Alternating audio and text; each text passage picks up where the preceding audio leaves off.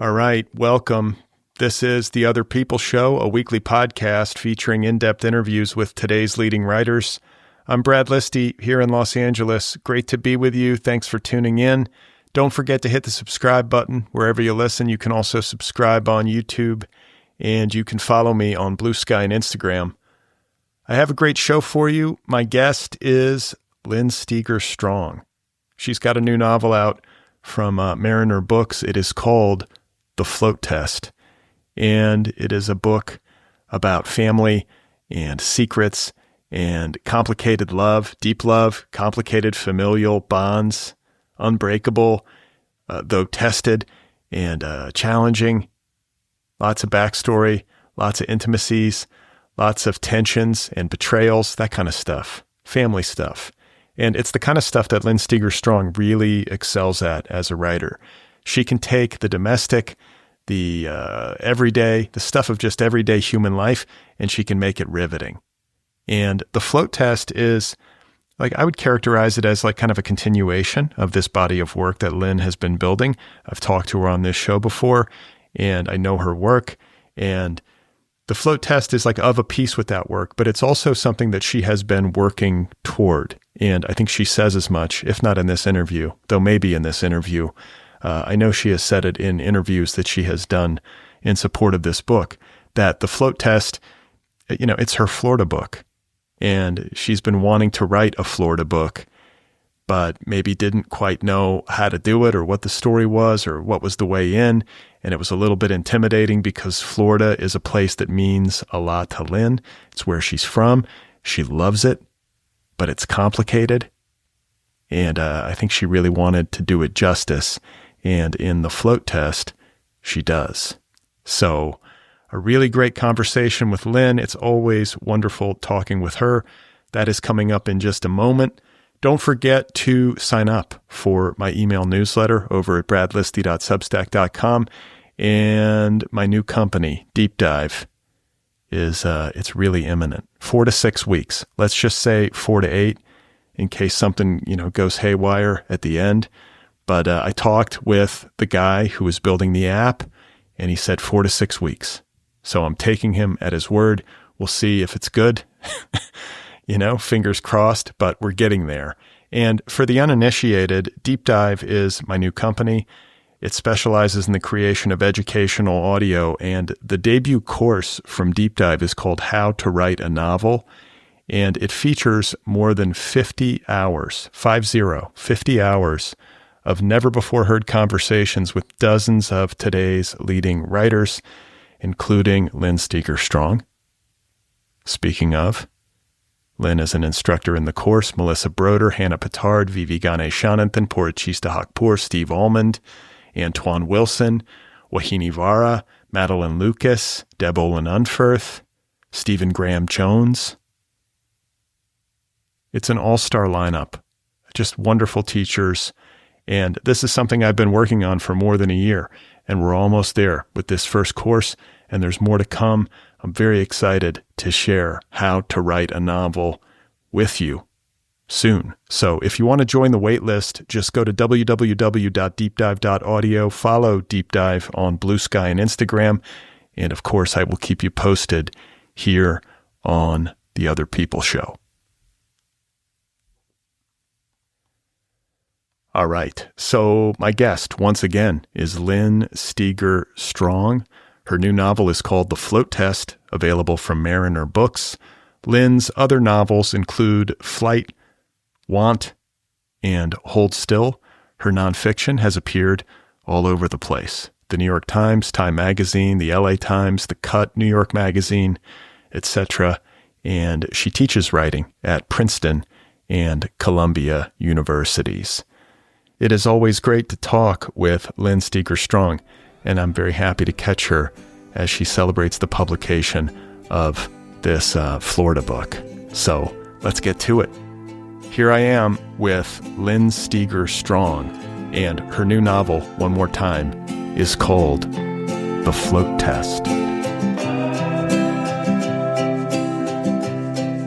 guess I didn't think of it. I definitely thought of it as a character, and also maybe the idea of storytelling, which to my mind is part of Florida, or how I think about Florida.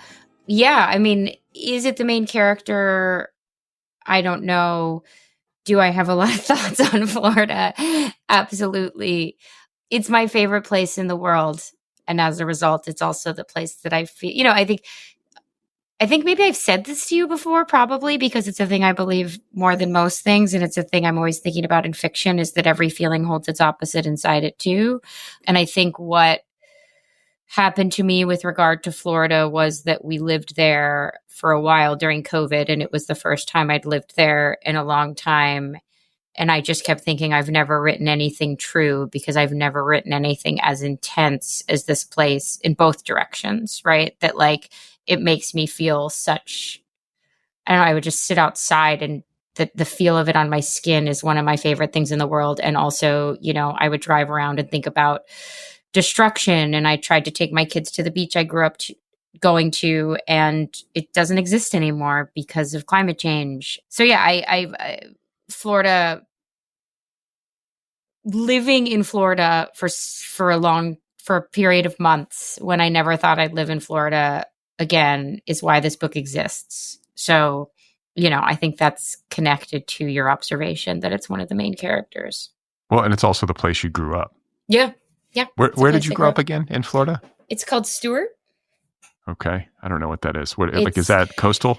Yeah, it's southeast coast. It's like half an hour north of West Palm Beach. Okay. And when I talk to people about California, or when I hear people, I hear the discourse on California sometimes. I guess I'm a Californian, even though I'm a native Midwesterner. Mm-hmm. I've lived here for 25 years. I don't know at what point I crossed the threshold, but I think I'm close, right?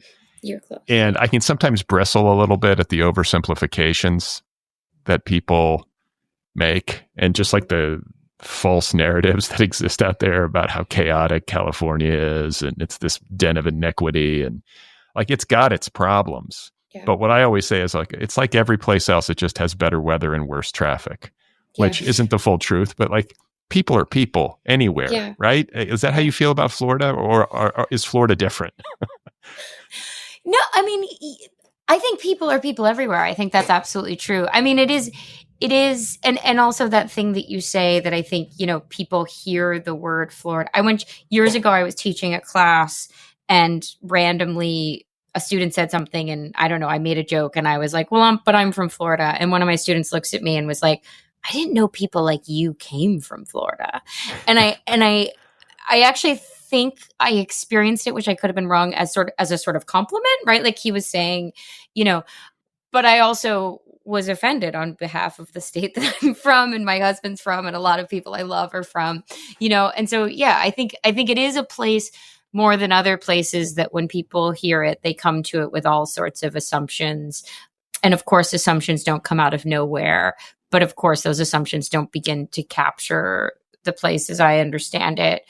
And again, I think even what you said about being the main character, like any person or place or thing that you love, it's fine for me to talk shit about my sister, but it's not okay when my friend talks shit about my sister. That's a little bit how I feel about Florida. I'm allowed to have my complaints because I put in my time, right. But when people who've never been there are sort of grumbling about the emptiness, or how, that thing of well, couldn't it just float away? It's well, no, actually, I mean, it has that there is no ecosystem in the world like the ecosystem of the Everglades. In 2000, when people were fighting over hanging chads, Al Gore and Jeb Bush were in the White House signing legislation to protect the Everglades, right? It's a place with a very particular beauty, and that very particular beauty has moved people over time, including me. What's the most, because there is the archetype, there's the Florida guy, kind of it's I think of The Onion, making fun of Florida in a way that I think is, I don't think it's problematic. I think it's often very funny, because you do see these videos of naked man in the bayou, wrestling an alligator, or walking through 7-Eleven holding a giant snake or something. Like there's a wildness to the place that can be like unsettling, but also entertaining. And I'm just wondering, as a Florida native and somebody who's logged a lot of time there, like, is there something that you could point to that's like the most quintessentially Florida experience that you've ever had? Like something from your childhood? I mean, I think it's the regularity with which you encountered that wildness, right? Like I run a lot, and I ran a lot when I was a kid, and there was a route I used to do where not regularly, but not regularly, I would see an alligator snap a heron down into the swamp, and because the alligators drown their prey a lot of the time before they eat them, right? And that was just sort of part of my run, and I knew basically it wouldn't hurt me, but I also knew if it did come after me, you run in a zigzag and then you're okay. But like, even telling that story and thinking about my kids, and my oldest daughter is almost the age I was then, like, I don't want my kid running around with a bunch of alligators, Yeah. Well, you hear stories about like some senior citizen is like on a like walk in a nature preserve and gets snatched, or that little boy in Orlando. Do you remember that story? And you're like, I want to say it was on a Disney property at some lake. Oh yeah, that's right. That's and right. I'm just like, okay, that's terrifying. That's not the way that things should go. But it's rare. Yeah, but it's also, it's like it's really cool. Like it's like I had a friend, again, like alligator. It's not all about alligators, but we lived kind of in the neighborhood that I grew up in. The part of town that I grew up in was largely, and this is not abnormal in Florida, which largely swampland that was filled in and developed, right? And so there was this strange feeling of like, we really had, and it was like golf courses, there was really this sense of there had been this obscene wildness that had just been shellacked over. And this sense that like things were coming up from the shellacking, so it's like all so pristine in this way that I often found quite creepy and eerie, just because it was so clean. But then all of a sudden, like, again, you'd be running and you'd see an alligator slither out, or, a lot of times if there was a big storm, there'd be alligators in people's pools. And a friend of mine from high school, when he think we were like in fifth grade. I guess not, he wasn't only my friend in high school, but when we were in fifth grade, his mom, who was really calm, much calmer than my mom, let him keep if you keep an alligator in a confined space, they don't grow. So he kept the alligator in their bathtub for like a few weeks, and she let him do that. And we all came to visit it. And again, that's what I'm talking about. That sort of shit doesn't happen just anywhere. Yeah. And I'm telling this story and I'm like, that sounds made up, like even to me but it's not. And I think something that I'm always interested in fiction, which is made up, is, and I think particularly with this book, and maybe this is connected to something you said before we started, was to tell stories that sound made up, but to ground, and many of them are, but to ground them sufficiently in the textures of the real that you convince people that they're also just life, right? And I think that's so much of what I was trying to do with this book, was often when I would start to tell stories from childhood, about Florida or about other less, happy things, I guess, people would make these sort of faces, right? That I was like, no, that's not the face you're making. I understand why you're making that face. And also that's not correct, like, because also that's just people. Right. And so, yeah, I think, I don't know where we are in this conversation, but just to close the loop of what I'm saying, maybe like the thing about Florida that I wanted to explore in this book, and the thing about Florida that I love, is that it can feel almost comically absurd, but when you're on the ground of it, it's just life, It's just life. And it's like you said, this is a kind of epiphany that you had when you were living back in Florida during the pandemic, and you kind of said to yourself, I've never really written anything true because I've never written anything as fucked up as this place. Yeah. I have to believe you've made attempts in the past to write about Florida that didn't work out, or no? Yeah, I mean, I've always, it's when I started to tell, I have a friend that I share most of my work with. When I started to tell him I was doing this, I was like, so, I'm finally going to do Florida. And he was just like, dude, you always do Florida, right? Like there's always, there has always been a little bit of Florida in my books. And so, yeah, I had never tried completely, I think partially because I guess partially because I've never been a grown up in Florida, and I think much of my interest as a writer have to do with the sort of dailiness of domesticity and being a woman and a grown up. And again, I think I left Florida not feeling fully formed. I did go back there for a little while, for a couple of years actually in my 20s. But it's just to say I had never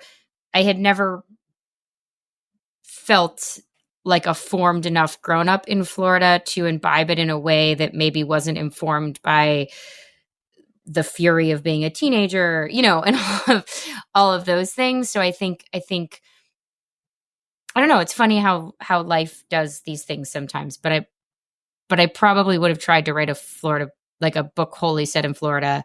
But it does feel fundamental to me that we spent that time, that I got to spend that time there as a grown up. Was it a harder book to write because there's so much, it's like so emotionally loaded, the place that you're setting the book? Yeah. I mean, that's hard to say because yeah, but it was also the most fun. And also, I have this sort of theory that like, it doesn't get easier, right? Like I'm writing this is my fourth book. I'm writing my fifth book now. And you start to think, okay, some of this should get easier. And it doesn't. I've come to recognize that as an absurd expectation. But what I've come to think of as an exciting opportunity is that if every novel feels like jumping off a cliff, you have to jump off a higher cliff every time, right? And so this really did feel like jumping off a high cliff, right? Even the whole time I was there, we were living in the town where we grew up. Both my husband and I grew up there. We'd run into people we knew. And I did understand in the moments I ran into people I knew, and I understand still now, like, I don't have the same right to this place as the people who stayed, right? Like I left, and I think that felt scary and that felt hard. Again, for every feeling that I was interested in the opposite feeling. So as intensely as I love the place, I also feel complicated about the place. I was writing about people, I've always been interested in difficult people who fail pretty hard at loving one another, even when they try. But I think this is the novel in which the people fail most spectacularly and painfully. And it was really important to me that people still read this book and recognize not do that thing that I hate that people do when they're like, well, this is a bad person. Like I wanted people to leave this book and still these characters get to be human beings. And that felt like a bigger swing than I'd done before. So I want to give listeners the setup of your novel, people who are listening who might not have had a chance to read yet. Essentially, this is a family story set in coastal Florida, southeastern coast of Florida, and probably a town not unlike Stewart, where you grew up. Mm-hmm. I don't think is it ever named? I'm trying to recall. Okay, so it's an unnamed.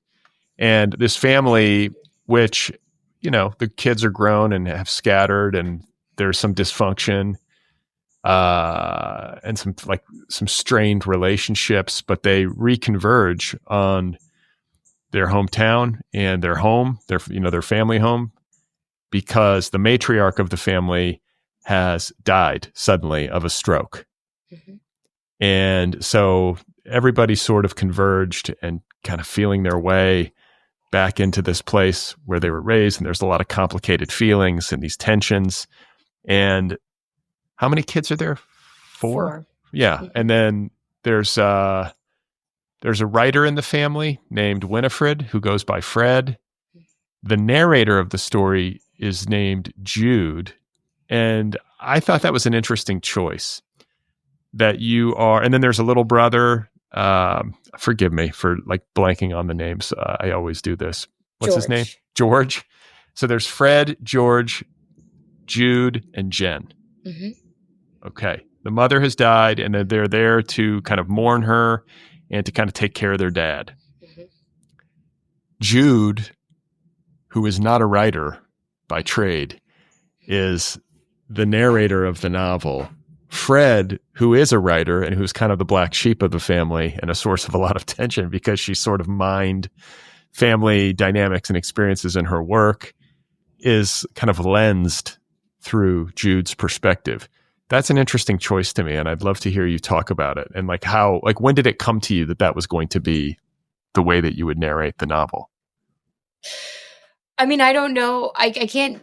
It was never not that, and I was pretty intractable about that choice. And it was a choice I made in conversation with the fact that there would be a gun, and that Fred would be carrying the gun, which is to say, I taught a class years ago called Domestic Fiction, and we talked a lot about this question of like, how is every novel a novel about power and control?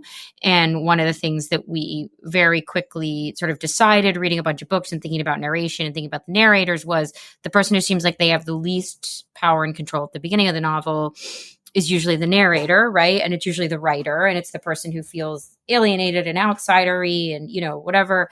But also, I think, again, back to this idea of like every feeling holds its opposite, also has this secret sense of specialness, And so then they feel powerless, but then by the end of the novel, and especially, I think it's one of my favorite things about teaching a seminar, right, where we just read a bunch of books around a topic, is by the end of the class, at some point in the class, we started to realize, yeah, but they're ultimately the one with the most power because they're the one who's telling the story.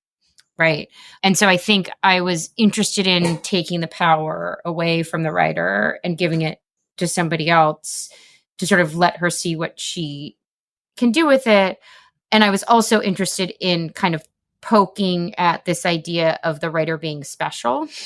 Like I think in families, especially families of a lot of kids, and even back to the idea of story, every sibling has their story, and every sibling has their relationship to the one who does or doesn't think they're special.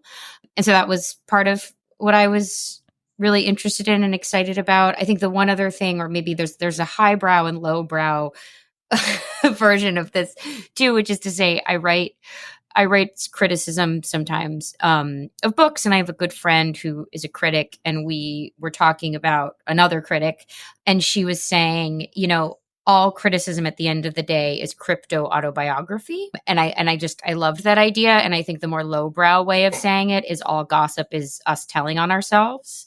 Right. And so I think I was interested in a narrator who thinks she's sort of taking her sister to task, and who is taking her sister to task. I mean, to be honest, I think like another thing that I was interested in and excited about is not to be, but like, I don't think anyone, I think for a lot of us, and maybe especially writers, but again, writers aren't special, maybe everybody, like few people are as good at criticizing us as the voices in our head, right? So I think this idea of having the non-writer come at the writer and try to sort of make sense of her and see her from a light that maybe she can't see herself might also help the narration find spaces of surprise that it couldn't find where it locked in the point of view of the writer. I don't know if any of that makes sense. That makes sense. And I'm wondering too, how much do you have siblings? You have a sister, you said? I have 3 siblings. You have 3. Okay. So you come from a family of 4, just like the family in the book.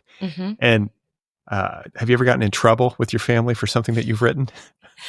It's funny because my family is not an easy family, but they have not in a way that we haven't like been okay pretty quickly. And I've honestly sometimes been a little bit surprised by that. And so I think one of the things I was really thinking about in this book is what is the line? What would be the line? Because I think a thing that's like interesting and complicated about family is that you do so much damage to one another over the course of a lifetime. You kind of get inured to it and find your way back to one another in ways that feel both insane and inevitable. So yeah, there's definitely been some pricks and some, some stings, but we've recovered pretty well, I think. Well, and I can imagine going into a book like this where you're kind of going back home in the text. Yeah. And you're going to be writing about stuff and people and family members. It's going to filter in inevitably. I could imagine that you as a writer would feel a sense of responsibility to kind of put yourself on the hook too. Like, I feel like that's maybe a noble thing to do as a writer, to kind of lens the narration of the book through the eyes of a non-writer character, and to have the writer character who is, I guess, Fred is a stand-in for you, more or less, like in some way. Yeah, yeah. And I think I saw this thing recently where this is, sorry to bring up, but David Foster Wallace wrote Jonathan Franzen this letter after he'd finished the corrections. And he was like, I love it. It's amazing. My least favorite part is Chip. Like, you're too hard on Chip, right? And Chip is, of course, the stand-in for Franzen. Like, I do think there is this writerly tendency to, or a certain type of writer. I think there's another writer who goes easiest on their stand-in for themselves. But I do think there's this writerly tendency to go in hard. And in a lot of ways, Fred was the hardest character for me to get right, or at least to acknowledge she was human. There were a lot of drafts of this book where people were just like, I'm sorry, I hate Fred. Like, and I think maybe people still do. And what maybe I'm proudest of is that when I started this book, I was pretty mad at the idea of George. And since like the earliest readers, people were sort of like, I love George. He's my favorite, almost to the point that I got a little annoyed about it. But what about Fred? Yeah. I was like, she's nice too. Well, yeah. Something that you've done in all of your books, and I think I've been on the Lynn Steger Strong train from the jump. Like, I think I've been with it. I've talked to you about every one of your books, right? Like, and I've read all of them. I think, or no, maybe not the first one. Not the first one, yeah, but very few people read the first one, so it's okay. Well, I've been on board for 3 of the last 4. That's a solid run. Yeah, it's a solid. Too. Yeah, and Lynn Steger Strong, as a writer, I think is becoming known for writing books that are very deft in their handling of, like you say, domesticity, family dynamics, like familial relationships, familial intimacy, and what I want to underline for people is how riveting it is, at least for me.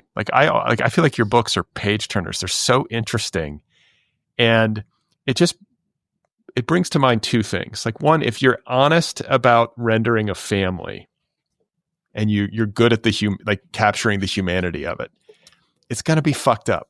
And I mean, for any family, there is not a family on earth that is exempt from this. If someone actually had the courage and the skill to render it with clarity, and then handed it to a reader, and the reader read it, the reader would be like, wow, it's fucked up. It's also riveting.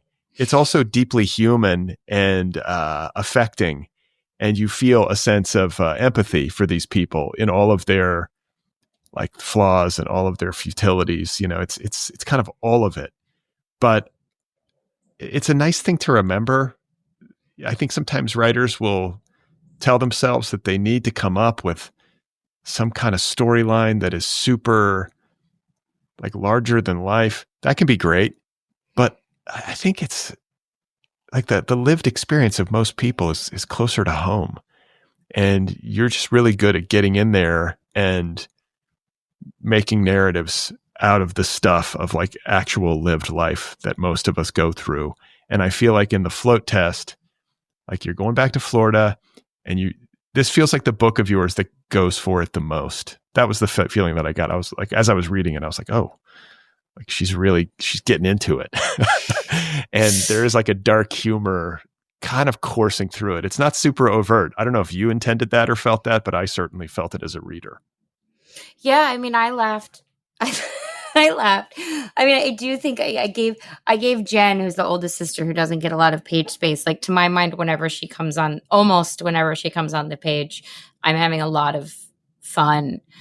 And again, I think that was, and maybe also to say that, like, I mean, first, with regard to riveting, and I think you and I have talked about this before, but like, one of our jobs as writers is to establish stakes, right? And it's that's like a whiny thing people say in workshop, like, what are the stakes, right? And like, to my mind, the stakes are inevitably raised when you're in a place surrounded by people that you love but also hate, right? Which often is what family is, right? Is it's really high stakes, and it's also so deep and rich in terms of like the weight of every interaction is also informed by all the years of other interactions that you've had with one another, et cetera. And so I think I'm grateful that you find it to be riveting. And I would say that one of the reasons I find it a compelling space to spin a narrative is because it feels like there's an explosion at every turn with a family to me. And like you said, it doesn't have to be a profoundly fucked up family for there to be an explosion, right? Like most families, you can't know a person that long and not have bodies somewhere buried, But then I think also, as you get closer to the bone, and I think all writers are trying to get closer to the bone in some ways, you got to kind of hack your way through your own shit, right? And so you get really angry, or you get really sad, or you get really stuck in your own self-righteousness, right? And so I think that's where the humor comes in. Like, I think one of the reasons it took me a while to write this book is because I had to be steady enough to not be blinded by the anger, or to not be sad about things, but to also kind of be able to look at a scene and say, okay, but sure, she's sad, but you're not her. And also, isn't it kind of funny the way her sister always has to pick the color of the birthday cake? Isn't it kind of, because life is sad and infuriating, but it's also funny and joyful and awe-inspiring. And I think when you're too close to the hot white center of things, you can't see that. And I think you have to write books from a place separate enough from the hot white center of things to get to the truth of it. Yeah, that's the hard part. To be in control of the material and to somehow like divorce yourself from the emotional content of it all, but to not be like blind to the emotional content of it all. So you have to have like mastery over the emotional content, essentially. Yeah, my friend's editor, she says they always get to the point where they say, okay, now we're anesthetizing the text, right? And so it's like you've written, because you do, like you said, I mean, it's Henry James, right? It's chaos and control. Like, you have to get into the chaos of the feeling, but then you have to pull back and get control, and then get into the chaos of the, right? Like, it's so much constantly back and forth, but you have to have the wherewithal and the sort of surety to do that back and forth. So I'm curious to know, look, where the book began for you. Like, obviously it began with like, I'm going to write something in Florida. Part of the setup of the book, as I've talked about, is that the mother has died. The matriarch of the family has died suddenly. The children reconverge. And very early in the book, I don't think this is spoiling too much, is that a gun is found in the mother's underwear drawer. I think Fred finds it. Mm-hmm. Like, I'm imagining maybe that was part of the conceit. Like, was that early? It had to be early since it happens early in the book. But like, where creatively, like, what was the point of genesis for the narrative for you? Yeah, it was the narration and it was the gun. I read, it's funny because I had almost forgotten how important this book had felt when I started, but I had read Iris Murdoch's The Black Prince, which I love Iris Murdoch for lots of reasons. She's a really smart writer. And I think a lot of the times her books don't totally work, whatever that means, but I don't really care. I still love them. And in The Black Prince, it has this sort of antic quality. Like, there is a gun and there's a guy and he's sort of maybe sleeping with his best friend's daughter, and there's his sister's knocking on his door. It's just like, it's so sort of almost slapstickly antic, and yet it feels like life, right? And I feel like I had been reading a good amount of contemporary fiction where not very much happens. And again, this isn't my first book. I was like, okay, I need some constraints. I need a formal access point. I need a way to force myself to contain how much I think and feel about Florida, and also to contain how I think Florida, and actually mothers, are really dangerous, but also wonderful at the same time. So the two things that I knew from the beginning was there would be a gun, it would be in the mother's underwear drawer, and that Jude would narrate the book.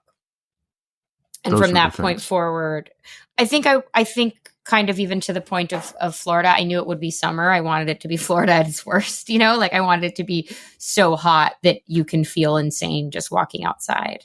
I worry about the heat. Like my parents are from Louisiana, so I've spent time in like the deep South in hot weather. Yeah. I don't handle it well. I'm like, this is too much, and it's only getting worse. It's like Florida's got to be even hotter now than it was when you were growing up, right? Oh yeah. Oh, so much hotter. Yeah. Yeah. I mean, it's interesting because we actually lived in New Orleans for a little while. And I found that worse, if only because where we grew up is right by the ocean. So there was water, right? Like there's sea breeze, which makes a huge difference. And then you can get in water. I mean, the problem at this point is there were times the past few summers where the ocean temperature was 90, I mean, like a bathtub, so hot, but still water feels better than not water. But yeah, the heat is dangerous, Yeah, it's that humidity too. It just, you walk outside and you're just sweaty and sticky and, it's a lot. Yeah, and you're in a terrible, I was, when we were living in New Orleans, which again, I think actually felt worse. I was at a grocery store in like July and I was sweating and the woman was sweating and the air conditioner was on, but there's also that awful strange feeling of like, you're so hot, you feel like you're going to die. And then everything's so air conditioned that then you feel like you're getting ill just from the shift in temperature. And so I was standing in the checkout line and my husband, I was a little bit unhinged. And I looked at the woman and I was like, I must have read it that day. And I was like, there are more murders in summer than any other time of year. And it's true. It's true. I mean, I think heat makes people crazy. And I think that's part of what I was interested in. So wait, did you live in New Orleans as a child or as an adult? No, my husband and I moved there the day after we got married. We lived there for a year. Oh, you did? Mm-hmm. But then you got out. You were like, okay, a year is enough. It was because it was grad school. It wasn't that. Oh, you went to grad school in New Orleans? In New York. Oh, in New York. But that's why you left. That's why we left, yeah. But you had a good time in New Orleans. We had I love New Orleans. Yeah. We had a great time. I mean, we're not like, we like to go to bed early. And so we're not really that well suited. I worked at a school, but I also worked at a restaurant and, our friends got mad when we didn't want to go to the after sunrise show. And so we did feel like we didn't quite have the constitution. Yeah. But. So for people listening, Lynn, when we came on this call, was like, I just ran 9 miles on the beach. This is something she does regularly. She's training for marathons and whatnot. Yeah. So I don't know if there's that many like Iron Woman athletes in New Orleans. I ran the New Orleans Marathon the year we were there, and it was. There was like 4 people. No, it was a lot of out of towners, but it was also like it was an interesting training year to be like no one wants to hear that you need to go home because you have to get up to run 20 miles. Yeah. Especially when I was 25 at the time. They were like, "What is your problem?" And you've been doing this your whole life, running like this, like since you were an adolescent. Since I was 13, yeah. Like competitive runner in school. Mm-hmm. Mm-hmm. I mean, I was in high school, and then I sort of, it was my whole identity. And I also think my husband was a coach for a long time, and I used to try to explain this to him because he was like, I don't even know if these kids like this sport. And I was like, oh, they don't know. Like, they don't know. Because when I started running, I didn't like running. I liked winning. And I didn't know I liked running for years. So yeah, running and I have a very long and complicated relationship, but I think it served my writing in a lot of ways, not least just how humbling it is, right? Because I thought I won when I started and I was like, oh, well, I'll always win. And of course that's not true. I also lost a lot, and I'm also like still pretty solidly fast for a middle-aged lady, and also plenty of people can beat me, And so I think like the idea of practice as a writer is really important to me. Like it's really important to me to be like, it's the best thing is always going to be sitting alone in front of your computer, fucking around with sentences, right? And sometimes when you publish books every couple years, you can forget that. And I think my relationship to running, in which I go years sometimes without wearing a watch, like I actually don't know if I ran 9 miles today. That's a vague guess because I've been doing it for 30 years. Because I bet you it's close to accurate. Yeah, it's probably. Fortunately and unfortunately, my body knows it too well, but I don't track it and I don't time it. But I still sometimes can't help but like race everybody in Prospect Park who doesn't know we're racing. What are you listening to? You listening to anything while you run? You listen to my podcast while you run? No, I love you. But no, I've never, in 30 years, I have never listened to anything. Interesting. In the past couple of years, just out of pure like desperation to read more books that I want to read, just because I teach a lot and stuff, I've started listening to audiobooks. But I actually feel very complicated about it because I've kept my ears clean for 30 years and I'm not sure, 28 years, and I'm not sure I like what it does to my run. Yeah. Yeah. I mean, I like for this show, because the churn for this show is intense. Like it's a weekly deal. And sometimes I'm doing like multiple interviews a week and I'm doing other, stuff. And it's like the only way I can, and I also take a lot of pride in actually reading the books that my guests write. But the only way that I can do it time-wise, because I'm a slow reader, is through audiobooks. Yeah. And not only that, they have to be at double speed. Yeah. So, and the only time I have to really lock in and listen to a book is while I'm hiking with my dog. Yeah. So like, but I feel like, Jesus, like this is my life. Like I'm just like hiking through like the mountains and I'm like, somebody's just jabbering and I'm like so locked in because you have to really concentrate to follow. Yeah. That's my life though. That's my reading life anyway, as it stands right now. And I sometimes wonder like, what would it be like to just hike in the absence of that? It hasn't happened in a long time, but that's just the way things have to be. Yeah. Yeah. It's funny because I was like along the ocean and I had an audiobook on today and I was like, oh, this is wrong. And I took it, I turned it off and I just ran. Did you jump in the ocean afterwards? Like at the end of the run? Is that what you do?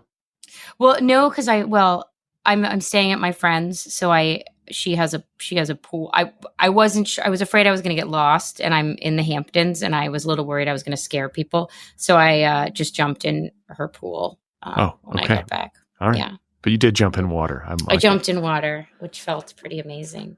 So let me ask you: if you somehow could not run for like 2 months, like if just like they were like, "Sorry, Lynn, no running allowed." What do you think would happen to you? Really bad. I hurt my knee 7 or so years ago. It's really bad. I mean, to be very honest, like this sounds like a joke, but it's not. I probably should be medicated, and I'm not. I run. And the problem with that is it's contingent on staying healthy. And so it's not good. I wonder that about myself because I'm like I'm a religious exerciser, and I'm like, if I don't exercise, I get grumpy. Yeah. And I feel like it's my system to like, but it's also like healthy. It's like, it's like I don't want to maybe give it too much mental health importance. It feels like it's all part of a system, but isn't that what you're supposed to be doing? That's what all the literature tells me. You're supposed to move your body. Yeah, I mean, I think I once had a man write me a letter because I have a lot of running in almost all my books, and I've written about it in essay form. And once a man wrote me a letter in which he was like, that much running isn't good for anyone. And I was like, dude, but yeah, I don't know. I mean, I'm absolutely compulsive about it. I'm absolutely addicted to it. The line between sort of caring for yourself and destroying yourself is murky and blurry. And also the world is hard and complicated. And of all the addictions and compulsions a person can have, I'm okay with mine. There you go. Amen. And it's funny. I just I Blueskied this yesterday. It's been on my mind, and I've just noticed it like in passing as a kind of observation. But I have noticed, at least in like my little literary algorithm, that there are an increasing number of women who have started to take on like more like hardcore and I think like traditionally masculine sports like boxing and like powerlifting. Have you noticed this? I'm like, there's like and I'm like, okay, so what is this? Like, and I think what I said is like someone needs to write a think piece about this trend and how it maybe might be some kind of armoring behavior in response to like the general chaos and like shittiness and darkness of the world. That that's not the whole story, but I think that is part of it. Have you noticed anything similarly? Does that resonate? Yeah, I mean, I definitely noticed people taking up boxing and things like this. And I also think, the last time I ran the New York Marathon was 2017. And I just told you I just signed up to run it in 2025. And those dates do have something in common, in terms of the first years of the Trump presidency. I mean, even back to that thing we were talking about a long time ago about power and control, I think it has never been as clear as ever that no one is coming to save us, right? And so the idea of people wanting to feel some solid, measurable internal sense of power and control makes a lot of sense to me. I think we have a lot of work to do outside of our own individual bodies. Yeah. But I also think like historically, and this is something I'm endlessly interested in as a writer, women have felt a lack of power and have therefore enacted violence on themselves, right? Like I've read a lot and thought a lot about eating disorders and, all of these different ways. I think the book, The Vegetarian, is a book I love a lot for that reason, right? It's sort of the revolutionary act of a woman refusing. And so I do think there's something really interesting, and I hope people are out there writing these novels. There's something really narratively interesting about the space of the female body as, not a space of refusal or internal violence, but a space that's sort of garnering strength. Like that feels exciting. Yeah. I mean, I think it's cool. Like there's some of these like a fellow Floridian, Laura Vandenberg, is always posting on Instagram. She's like boxing and she's ripped, and it's like, dude, this is, go Laura. Badass. Yeah.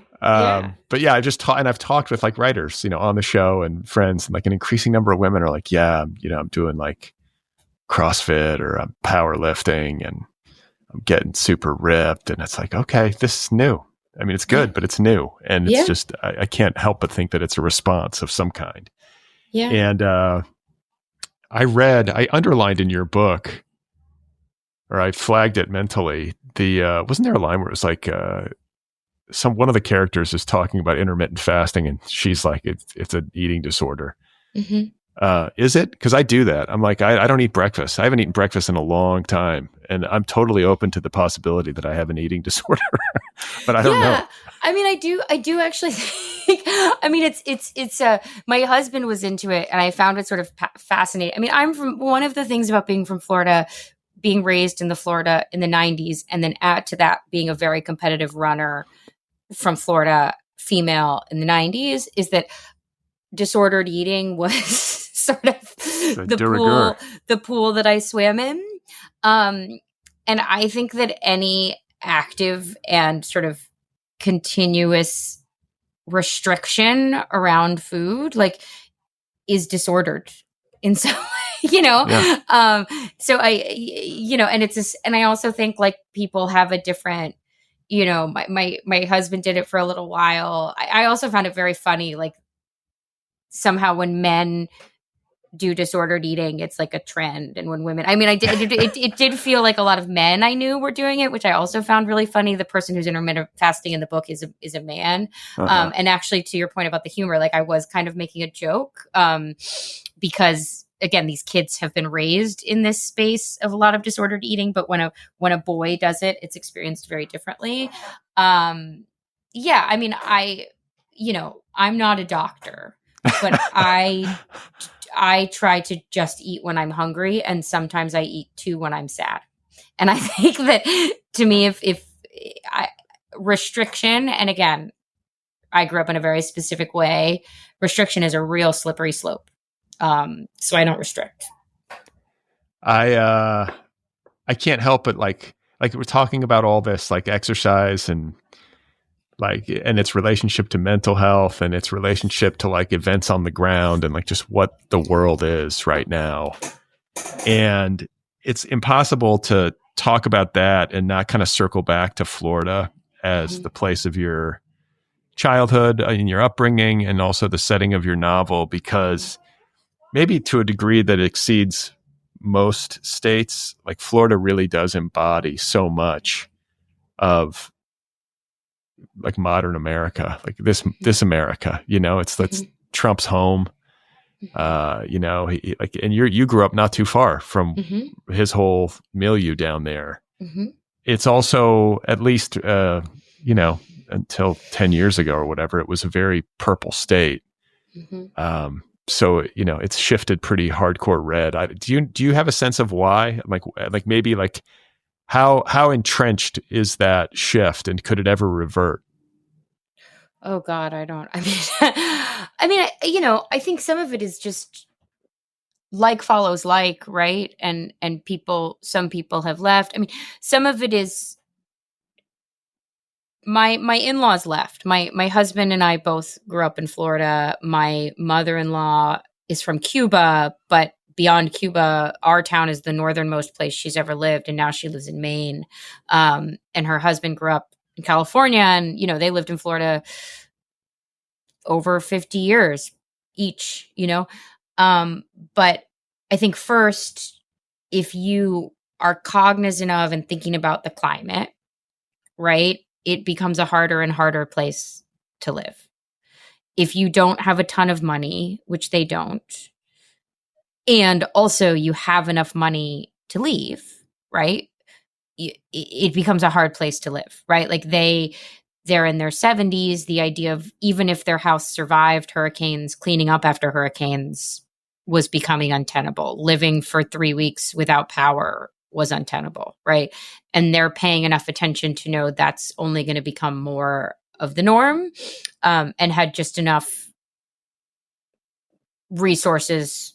I mean, not even really, but you know, we figured it out to leave, right? Because also people's insurance bills are just skyrocketing.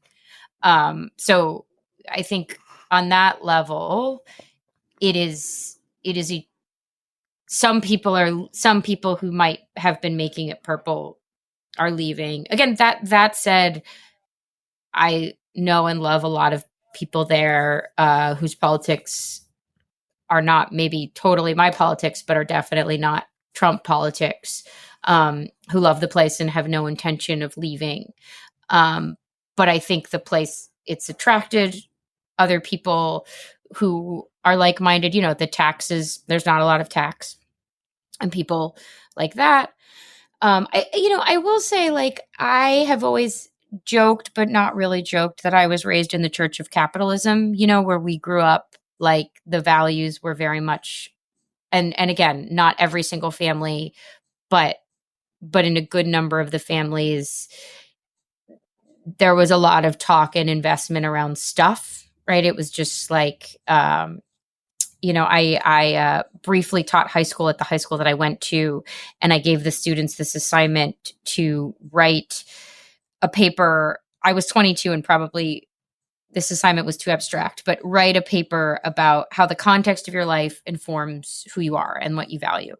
And a lot of my students wrote about stuff. You know, they were like, well, my dad has a Mustang, so when I grow up, I want a Camaro, you know, or like, we live 7 minutes from the beach, so when I grow up, I want to live 5 minutes from the beach. You know, like, it was a lot of, and it wasn't their fault, like, they're kids, but it was just sort of, that was the terms they were brought up to think about the world and life.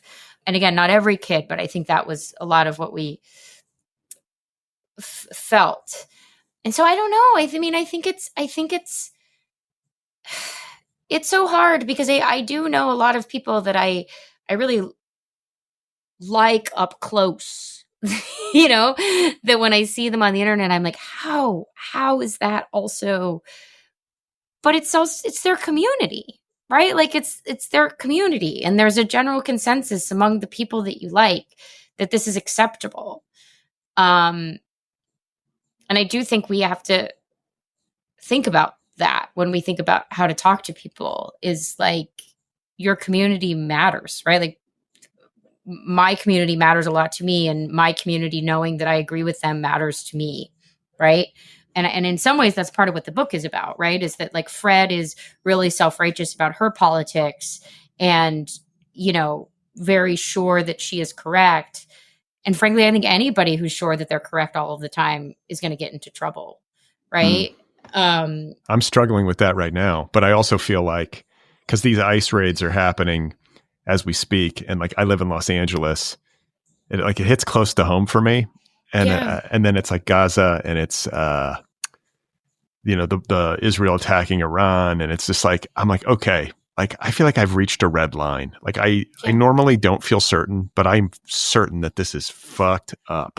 Yeah. And I think actually that's interesting, because I was talking to my friend about this today. Like, I think these spaces of correctness and incorrectness that I'm talking about live largely in the abstract, right? So I have a way of seeing the world, and you have a way of seeing the world, and I want to feel correct, and you want to feel correct, and we get into trouble, right? Human beings being picked up in the middle of the night and sent to El Salvador, incorrect. I'm certain, right? Yeah. And I think that the what's interesting. So my mom, who I love a lot, and whose politics are not my politics, was at the No Kings protest. My mom has never, I cannot tell you how strange that is to me, or jarring that is to me. But my mom's a nice lady. And when she sees bodies being taken, she wanted to stand up, and she's a woman who's lived in Florida her entire grown-up life, and her community all voted for Trump, and was there any tension for her to, like, go out there? Like, did any of her friends push back or anything? Well, it's funny, because she's a very specific and incredible person, but she put the pictures on Facebook, which I was like, my dad was like, you're going to get shot, but she put the pictures of the protest on Facebook. Good for her. And this has just happened, this just happened. So far, like, I think a couple of people sort of vaguely commented, like, I don't feel like there's a king, like, sort of just were like, I disagree that he wants to be king. But, she's an attorney, and she's quite known, and I think pretty, she's well situated in her community. And so but would never have stood up on the grounds of abstractions, right? So I do think it's interesting, and insofar as I have hope right now, it does feel like I don't believe most of those humans that I know that up close I like, but from far away I get scared, and abstractly we would disagree on a lot of things. I don't think up close they're okay with people disappearing to El Salvador, right? And I think knowing a lot of people like that, having grown up with people like that, having, played with their kids in the pool, when we come home, I'm hopeful that they do have lines and that they're being crossed right now. And I have evidence, because again, my mom, I cannot overstate the ways that I did not foresee my mother at a protest in South Florida. Ever. In the heat, and then putting it on the internet proudly. Listen, that is encouraging to me, that as much as anything. And like, I think another, like, place that I'm at right now is that I think this shit matters. And I think the social media of it all actually really matters. And I'm somebody with a long and, like, very well, like, overly articulated, troubled relationship with social media. But I think that you have to speak out in every way that you can. And social media is such a natural avenue. Everybody's there. It matters that your mom is posting those photos, because when people see them, they go, it activates. I know it activates me. Like, I feel a sense of, like, okay, I got to do something, and this isn't right. And the fact that she's out there, like, it makes it real. It takes it out of the realm of abstraction for a lot of people, I think. Yeah, no, I agree. And I think, I think for me, the difference between 2017 and 2025 was in 2017, I felt really powerless. And then I was sort of graspingly like, I'm going to go to law school. I'm going to do all these things, and now I'm like, no, we are going to double down on everything we have ever done and see where the power lives. Right. So whether that be that, like, I do not ever want to write a novel.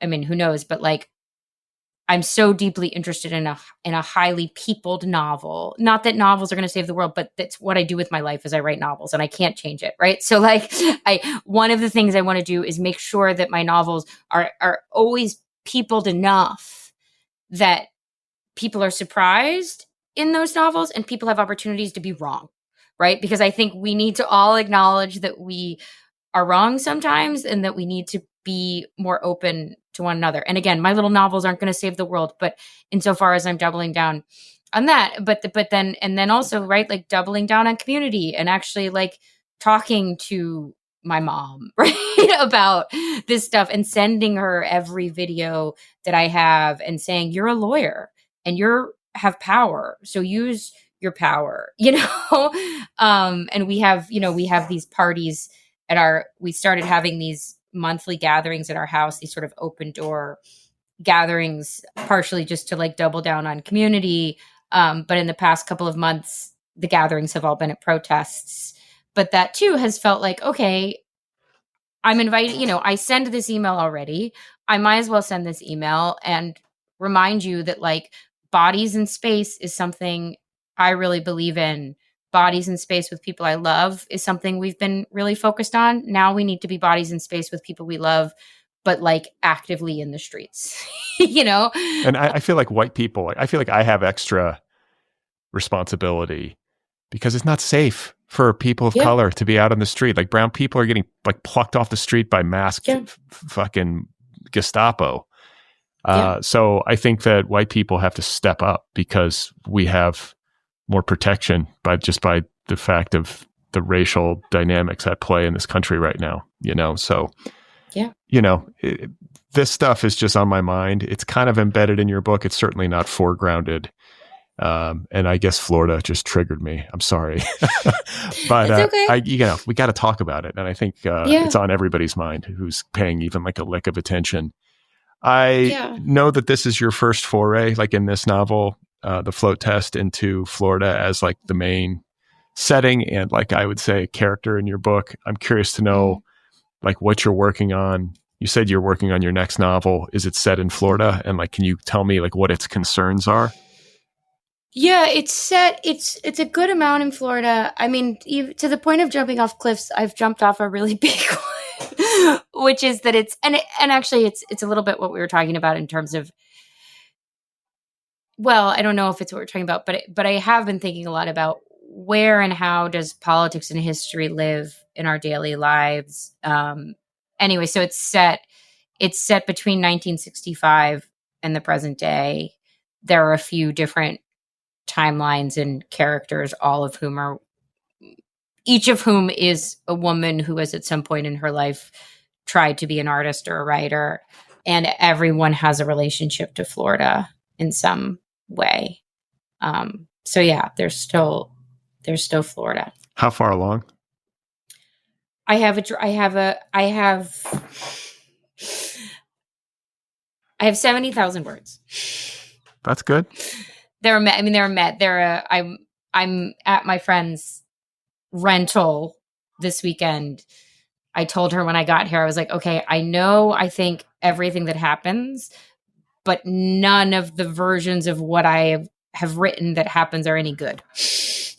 So I need to go back through every single page and bring it to life. Is it southeastern Florida? Is that setting or again?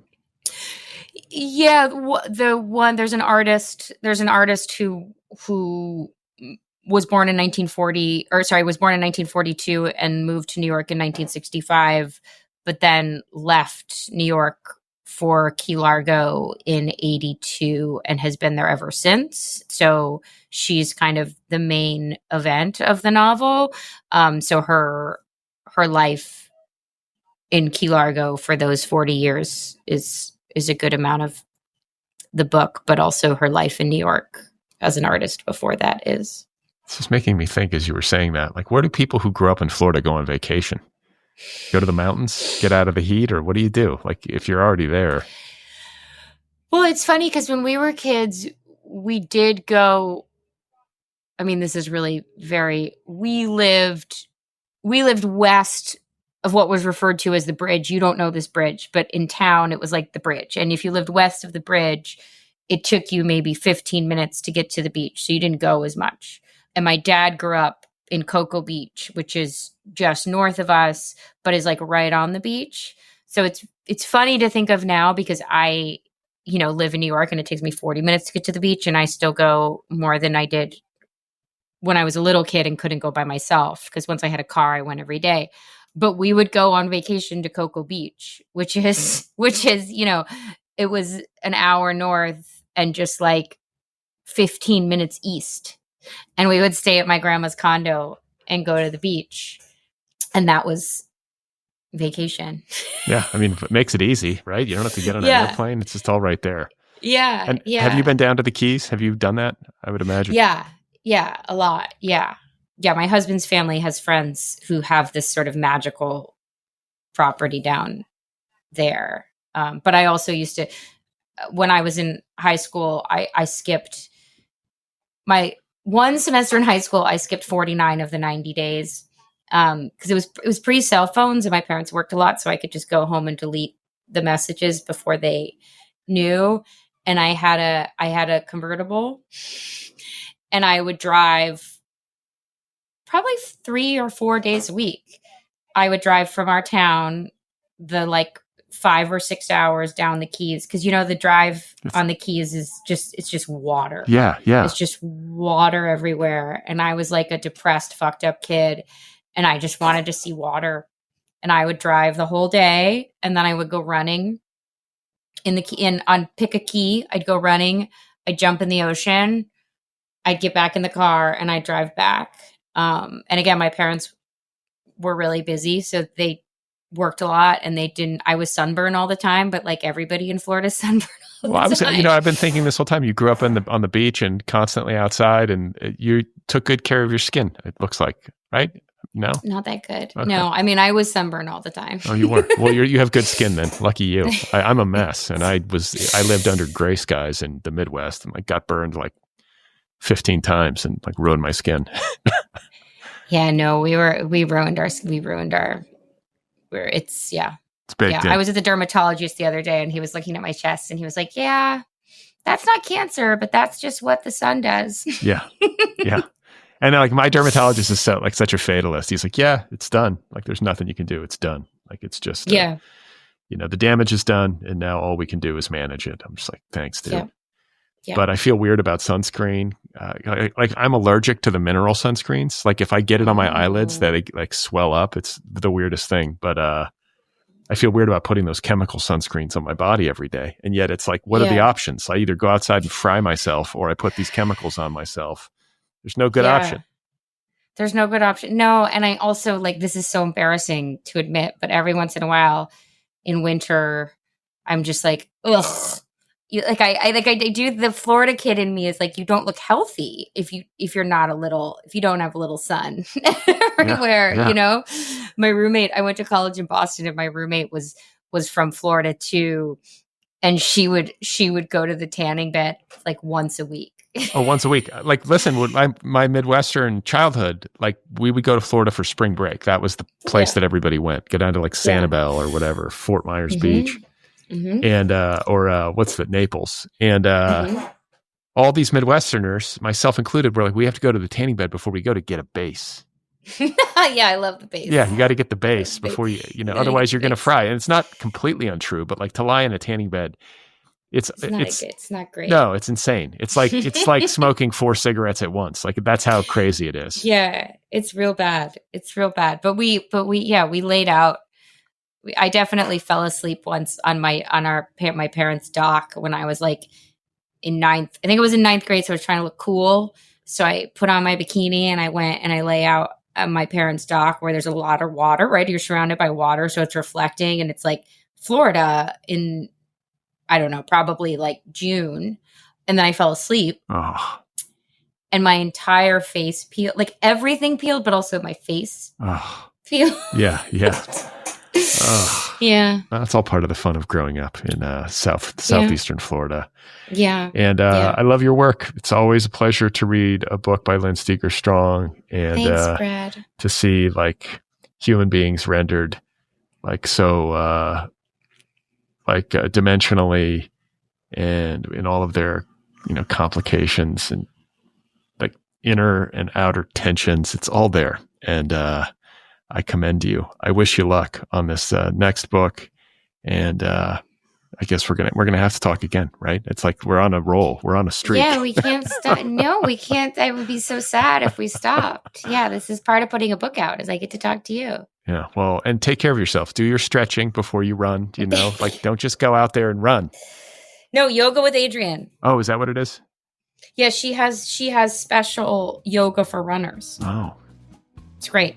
Okay. And she makes fun of us. She's like, I know you love the cardio, but like, it's good. I love Adrienne. It's lovely to talk with you. You too. You too. Okay, there we have it. That was my conversation with Lynn Steger Strong. Her new novel is called The Float Test, and it is out there now from Mariner Books. You can find Lynn on the internet at lynnstegerstrong.com. Follow her on Instagram. Read her books. You could start at the beginning and work your way forward and get to the float test, or you could start with the float test and go backwards, or you can hop around. It's up to you. It's a free country, at least for the time being. You might want to hustle, start reading, get to it. There's a police helicopter flying over my house right now. I don't know if you can hear that. That's where we're at, folks. It's just where things are at. This is reality. Don't forget to subscribe. Oh, did I say thanks to Lynn? Thanks to Lynn, as always, for talking. One more time, the novel is called The Float Test. Don't forget to subscribe to this podcast wherever you listen. You can also subscribe on YouTube. Follow me on Bluesky and Instagram. Sign up for my email newsletter over at bradlisti.substack.com. And if you love this show, if you're a regular listener, if you tune in week after week, episode after episode, join the Other People Patreon. Put a couple of bucks in the hat, help keep this show going into the future. If you want to join my book club or get an Other People t-shirt, you can do that at the show's official website, otherppl.com. And if you want to join the wait list for Deep Dive and the debut course, How to Write a Novel, you can do that at www.deepdive.audio. Follow Deep Dive on Bluesky and Instagram. And finally, if you have 2 minutes and you want to help me out, if you want to do me a favor and make me happy, give this show a rating wherever you listen. It takes 2 minutes, less than 2 minutes. Rate it, write a little review, preferably like a glowing review. And it helps the show in the ratings and the algorithm, and it boosts it, and it helps the show find new listeners. So I would appreciate that. All right, coming up on Thursday, I will be back with my friend and co-host, Mira Gonzalez. As far as I know, everything's looking good. It's always touch and go with Mira. We're always on the edge of our seats, but I think it's going to happen. Fingers crossed. Brad and Mira for the Culture, this podcast's weekly pop culture assessment. And, it's just me and Mira. Mira's a millennial. She's young. She's in her 30s. I'm old. I'm almost 50. How is that even possible? But it's possible. So Mira and I, we're kind of like an odd pairing. She knows a lot about pop culture. I'm not so great. I'm old. She teaches me things, etc. And it's just like a hangout show. It's meant to be fun. It's meant to be pointless. It's meant to be a confection, something to take your mind off of like the heaviness of reality, which is pretty heavy these days. So if that sounds good, tune in on Thursday for Brad and Mira for the Culture.